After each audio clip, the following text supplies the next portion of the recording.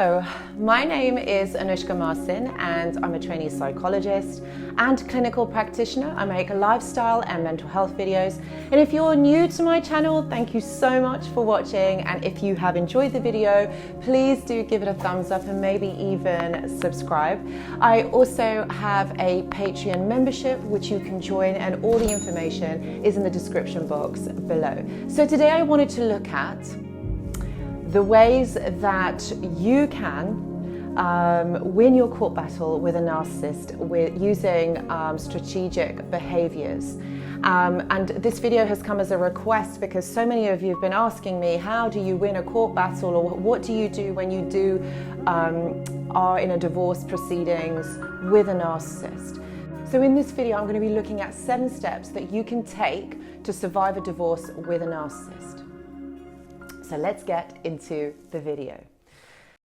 So understandably, most people will do almost anything to avoid going to court for many reasons, including the financial cost, the loss of privacy, and the antagonism of basically being in court and having your whole life kind of talked about in front of other people. The thing is, this causes pain to children and other family members. We also carry a fear that we're not going to put our lives back together again. The pain it causes children and other family members, and the fear of putting your life in the hands of a complete stranger sitting on a bench in front of a judge in a courtroom, can be really intimidating. So dealing with the complex and skewed thinking of a narcissist, coupled with how they hide and twist the truth, can lead to considerable challenges for someone who finds themselves trapped in this kind of marriage. So I'm going to talk about the 7 steps that you can take to survive a divorce with a narcissist. The first thing that I would say is keep yourself clean by steering away from using bad language or putting the narcissist down. Now, I know that you probably want to do this at all costs, and you are absolutely right, and it's true what you're thinking. But by joining your soon-to-be ex in this turmoil, you're stooping to their level and giving them ammunition in their fight against you. And believe me, they will use any ammunition or all the ammunition that they can get, and even if some of it is made up. Instead, take the high road. Don't give the narcissist any emotional ammunition, any emotional value. Don't give them anything to work with. No emotional ammunition by getting sucked into their threats or their insults. See it for what it is. Stay focused on your goals and think about what you want to get out of this. Remember, this is only one outcome, and that is to destroy you. So don't give them the ammunition for them to do that to you. This is about standing in your own truth and not being activated by emotional blackmail. You can hold your head up high and not react to these childish insults. The other thing that I would say is to communicate with your ex only, and also just with their solicitors. This one can be hard to stick to, particularly if you have children or assets together, where communication with a narcissist is quite unavoidable. So the second thing that I would say is communicate with your ex only through solicitors.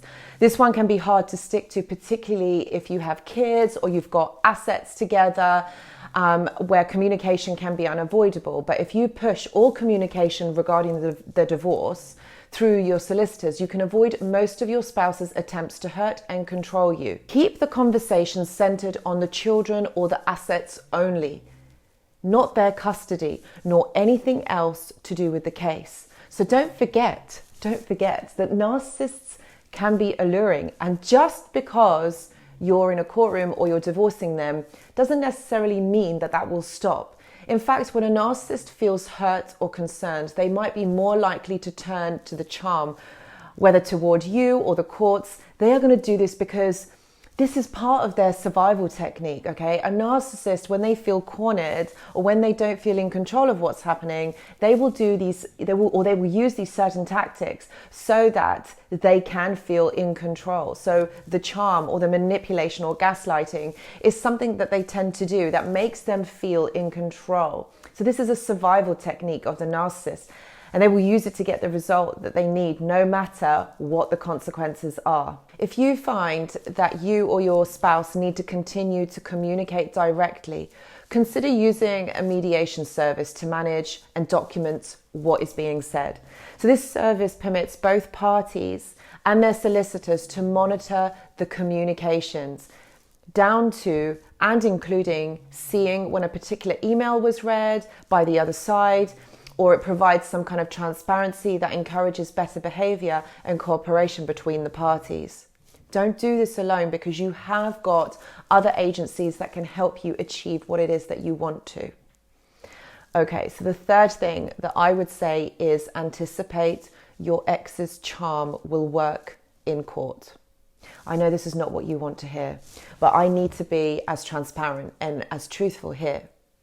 To you, the case may be clear-cut, but you can't expect the courts to see it your way. You've got to remain clear-minded and open to all of the outcomes, to all of the possibilities.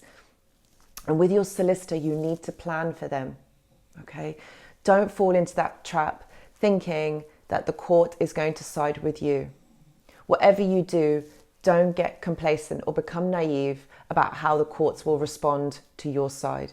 Your spouse is likely to concoct all manner of stories which the courts might buy given their considerable charm. But if you're prepared for those outcomes, you will be better able to respond to them. You've got to be smart about this. So the next thing that I would say is document everything as much as or as accurately as you can. It's tempting to think of this as deceptive or sneaky, but by documenting your interactions and with your ex's interactions with the kids, you're merely arming yourself with a record of the truth. A logged account of how much time you spend with the kids, or even documentation of a simple phone call, you could save you in court, and it could save a lot of aggravation if you just do these simple steps. Number 5, stay focused on why you're getting a divorce in the first place. Okay? It's very common where a spouse's self-centeredness becomes somehow attractive, pulling you back into the narcissistic orbit. And before you know it, your narcissistic ex has convinced you that you're crazy, that your needs are outlandish, or that your perspective is simply wrong. Stop feeling, start thinking. In other words, avoid the temptation to feel sorry for your ex and think through the repercussions of any decision you make. When you are in the right mindset and not feeling emotionally vulnerable, but more clear-headed, I'm going to say to you, why don't you write down why you are divorcing your narcissistic partner? What has led you to this decision? Why does the relationship not work? What behavior or what devastation has the narcissist ex caused you to come to this decision? And this will help you to keep on track when you need some reminding, or you start to feel sorry for the narcissistic ex, or even start to develop feelings again. When this is written down in black and white, you get to understand you get to see what is actually happening. You need this as a reminder if you are likely to go back and perhaps maybe, fall for the narcissist charms. I think in a video before I had said that it takes somebody 7 times to leave a abusive relationship. So this is one of those, you need tools to help you. And as often as it's needed, remind yourself of these signs and the wake of the destruction that they left in your life. So number 6, unload your feelings on someone you trust. No one's perfect. No one has it all together. You're likely to be a bundle of nerves, messy emotions here and there, and things may seem confusing and contradictory. And this is tough because what you're going through is a really tough time and a really emotional time. Whatever happens now, it's really crucial because this is going to decide your future. So it's really important to understand what is going on. So it's good to talk. It's good to talk to people. Confide in your friends and family. Ask them to keep you accountable with your thinking and your actions. And just vent if you need to. or you could seek out a therapist if you think you could benefit from more professional help and guidance. Whatever you do, don't bury your emotions or ignore them. They could come barreling out at the wrong time and the wrong place, causing all kinds of unexpected consequences. You need to be calm and collected in court so your ex doesn't say that you're crazy or pins names on you. And like the first thing that I said, I think in point 1, just make sure that you are level-headed. Don't engage in any, negative behavior. This is about being calm, collected, and smart. And number 7, hire the right solicitor with the experience to handle a narcissist. Not all solicitors know how to handle narcissists. They don't know how to recognize them. And you need someone who does, because you need that validation so that you know that they are on your side. Don't assume all solicitors are created equal. And don't be tempted to hire one of those bulldog kind of solicitor types who promise to fight and fight and fight on your behalf. This is about making a smart choice. If you're looking for a solicitor to represent you in court, you need to have someone who is going to be smart and deliberate. Actually, I've included the details of someone in the UK. They're in the description box below. They're a Manchester-based solicitors service, and they're in the UK. But those of you that are in the US or anywhere in the world, what I would say is make sure that you get a solicitor who is able and who understands the antics of a narcissist. Okay, I cannot stress this enough. You need solicitors that will fight for you, but they'll do it smartly and deliberately, and they have the experience to back it up. Research the solicitors that you want to work with. These are people who are going to guide you through this process. You need to have trust in them. Go with what feels right for you. Trust your gut instinct. Okay, so I do hope that this guide will help you through this challenging time in your life. There is nothing worse than feeling lost and emotionally vulnerable at a time like this. But there are good people that can help you through this process. You need to keep your wits about you and be armed with evidence. You will get through this. This is about being smart, and this is about being one step ahead of your narcissistic ex. Remember, your ex will use everything they know about you and against you and will twist it in all ways possible.